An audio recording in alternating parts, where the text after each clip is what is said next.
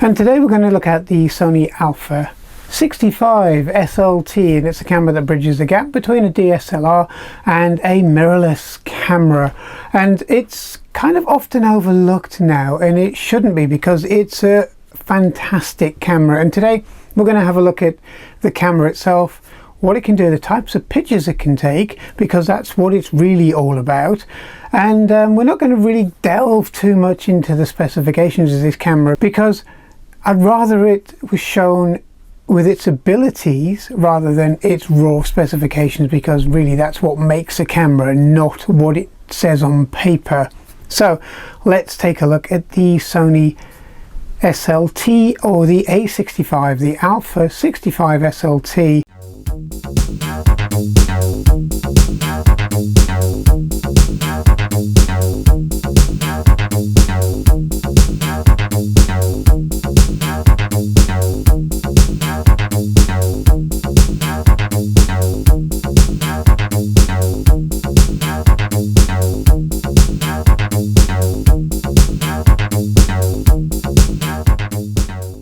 Okay, so this is your Sony SLT version of their cameras, and what that means is it's kind of almost a hybrid between two worlds, because you have a viewfinder at the top, which is like most DSLRs, but this viewfinder is fully electronic. It's not your standard DSLR real view viewfinder, you know, basically a mirror reflection of what's going on in the real world. This is a 100% digital image creator within this viewfinder here, so it's an electronic viewfinder. You also have a flip down extra screen there, so it's quite nice. I mean, you can twist it slightly to get different angles, but it's not really a selfie camera because of it. But you know, it was never meant to be. It does have capability of doing high definition video, and it's continuous autofocus, which really does make a difference on these cameras.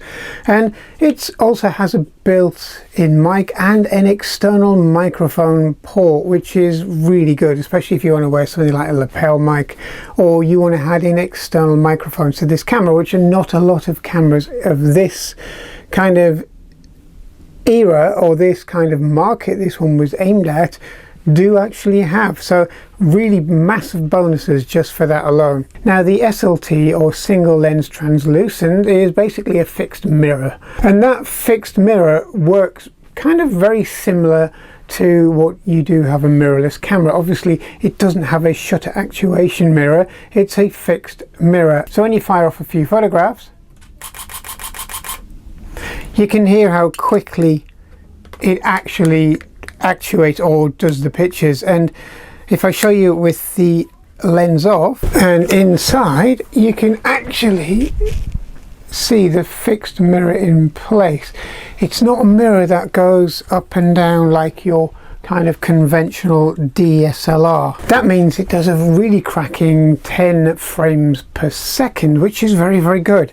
And it will capture most things. It does buffer somewhat though, which kind of blunts it a little bit, but for kind of everyday normal use, for the kind of things you're going to be putting this camera to, it's a very, very good system. Now, there are a few shortcomings of the electronic viewfinder on this camera, and one of them is the fact that when you pan, you're actually, when you're shooting on multiple shots, you're actually seeing things that happened slightly behind, so it's a little harder to kind of track your subject. So if you're doing very fast moving things, you're probably best setting up the shot first and then taking it, rather than trying to grab the camera and then grab the shot, because it doesn't work too well on that kind of side of it. So the camera itself, it's 24 megapixels, it's really good, it's nice to use, it has really fast actuations of the shutter, because obviously there's no mirror to lift up and down. It does video very well, and also the body itself, although made of plastic, is usual Sony quality. It's very, very good. The quality of this camera really does shine through. Even though it hasn't got the magnesium body of its bigger brother, it's not something that most people would even worry about or think about, because the camera body itself is nice to hold. It's got a decent sized grip. It's not overly small, and it really does the job well. And just about everything that you want falls to hand very, very nicely, such as the thumb wheels, etc. Now, I very rarely use the external screen on this because I tend to do most of the things through the viewfinder, and really there's not a massive amount of difference, because you've got an electronic viewfinder, which is basically what this larger screen is on the back. You'll see exactly the same, although the image on the viewfinder on this is equivalent to a full frame camera view. It doesn't cut anything. You see what you literally see is almost what you get, which is brilliant. Unlike some APS-C cameras for DSLRs, where the actual viewfinder is small, it doesn't give a massive breadth and depth of field, and it's you kind of lose a lot in the viewfinder itself. So again, another plus point. The camera gets slightly overlooked, especially if you're in kind of the used market, or you want to buy your first kind of foray into the mirrorless side, but you still like the DSLR type of camera where you do have quite a large body.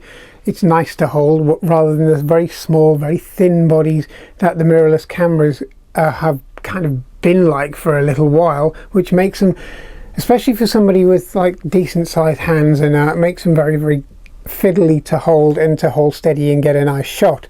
And the other thing is this has in-body stabilization as well, so it has basically steady shot built into the body as well. So these are cameras which are really worthwhile choosing. And the other really good thing about this is it uses the Sony Minolta A mount, so you will never ever run out of lenses or lens choice for one of these cameras.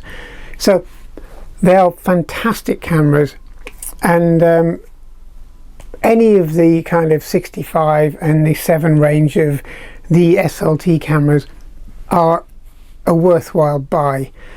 And personally, it is one of my favorite cameras. I'm a big Sony fan, and when they moved really from this to the next, that's when I kind of really didn't go for the next as much, because the small body, the live view screen only, and you know the E-mount lens really didn't make me want to go for them, even though I have one for just general kind of pull out of your pocket photography. I'd rather have an almost full-size DSLR looking camera, which you can get just about every lens out there that you would ever need. So let's look at some of the results for this camera, because that's what really matters. There's a lot of specs that you can go through, and you can do the top trumps with my camera's got better specs than yours and so on, but it doesn't really say anything about the finished results, and that's what really matters. So let's quickly take a look at some pictures I took with this camera recently, and we'll show you how good the resolution and the image quality is on these cameras. So to show off the resolution, the first thing we're going to look at on this camera is a photograph of a face, or partially a face, mainly the eyes. So if you have a look at this image now, you can actually see kind of the mask, the Zorro style kind of mask covering area, and you can see the eyes, the details on the skin, the freckles, the color of the skin, how it's picked everything up, and you can see these produce very, very good quality images. Now 24 megapixel might not seem like the last cutting edge in cameras, but there are still hundreds of cameras out there for sale with 24 megapixel current cameras that are out there for sale with 24 megapixel, because it kind of seems to be the kind of Goldilocks zone of cameras, because it's not crazy megapixels to slow the camera down and to make buffering a nightmare, and it's not such a small amount of pixels that you can't get the detail in the shots and you can't do some cropping. Now, I actually don't particularly like cropping too much, as you may have heard me say in my other videos, but you know, some people do, and to me, a photo taken with even a 12 megapixel camera uncropped is basically what most people would kind of need from a picture, but this is 24 megapixels. Now looking at this picture, the details there. Now if we zoom in to the eye, and the closer we get, you can actually see me taking the picture, and I was probably about 15-20 feet away from the subject, taking a direct picture of the face with a beer can zoom. And anybody who knows what one of those are, they're kind of a very, very decent lens, but a very readily available lens for the Sony A-mount cameras. And as we zoom in, you can see very, very much the detail of the person taking the picture, and that really shows you what a 24 megapixel camera can actually do. And do you really need a lot else in as megapixels go? This can do GPS as well, so you can do locations and you can do metadata aware with your GPS coordinates on, etc. It will also take a remote as well, so you don't have to stand and press the shutter button if you want those long exposures. But the detail this camera picks up is quite remarkable, really, for a camera of this type and this kind of age, especially a mid-range DSLR. Now if we look at another picture, okay, so we'll move on to the black and white images this camera can produce, and you can have a look at this one, and as you can see, this camera has produced an amazing black and white image of this lady here. So you can see there's plenty of detail and there's plenty of grey shading, and you know, there's nothing really that stands out as being bad on this camera, and there's nothing that really stands out as being spotty or something that you would say that was overly good. It's a very competent camera. It does shots that you would look at and you wouldn't have any real criticisms of the quality of this camera. So the next picture we'll look at is the kind of a landscapey, moody scene. Now this will show you how this camera can pick up the light and the dark. Again, unedited. Nothing's been edited on this camera at all. And as you can see, there's a bench in the foreground, two dark trees either side which are framing the image, and then you have somebody in shadow sitting on the bench. A little bit further off into the distance you can see the very bright sunshine cutting through, because this was a very bright sunshine day. It wasn't an overcast or a dark day, as you can tell by the bright lit grass and the reflections off the metal frame in the distance. So again, this camera can pick up a lot of different subtle changes in luminosity and brightness, and it doesn't get overblown. This was a camera that is a middle of the range camera that can pick up all of those tones, and you still uncrop like this, having more than enough megapixels to zoom in on the subjects in the background that you can actually, you know, pick out and crop and edit and use at your will. But this picture is the way I wanted it, and this is a picture that I took. So again, it's very good at taking quality images. Now, what are the downsides of the SLT, the 65, the 77 and so on? Well, it's not really because of its autofocus, because it has a phase detection autofocus, which is very good. It's got 15-point autofocus on there, and it really does a very good job at keeping your subject in focus. It also does a very good job at keeping things in focus when you're using video as well. So that's a really good point of this camera. But tracking fast moving objects, if you're trying to track them, such as wildlife, cars, planes, boats, anything moving at a fair pace, well, the way this system works is that it's slightly behind. You're seeing an image slightly behind, so it makes it very, very difficult to kind of pick up your camera and then pan and shoot. But if you set it up and you bring the camera round, then you can get away with it, and it does take really good images. But it's not like a standard DSLR where the image you're seeing is in real time, there's no delay, and you can actually just fire off the shots all the way around. So again, that's a bit of a downside. the SLT probably isn't for everybody. It's good for certain subjects, it's good for stills, it's good for landscapes, it's good for portraits, it's good for general photography. It's actually very good for street photography as well, if you're going down that route. But you know, you've got to remember it does have its limitations, and especially through that electronic viewfinder. But again, it's very clear, it's a very good viewfinder, it's very wide, it gives you the full view of what you're going to take.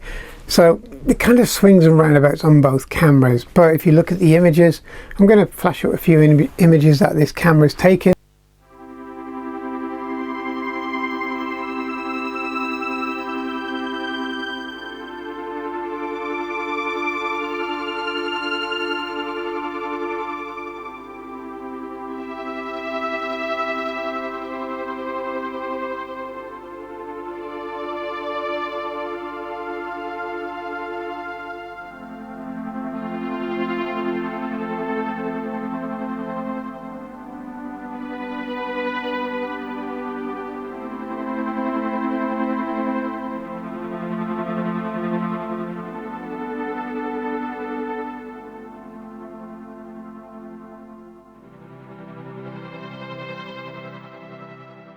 So now at the end of this, yeah, I'd recommend you buying one of these if you're looking for somewhere in between a mirrorless and a DSLR. But if you want something that's going to track faster moving subjects, then maybe this might not be the camera for you. But then again, a lot of the mirrorless cameras don't do much better job than this one can do. And it's also, again, relatively quiet.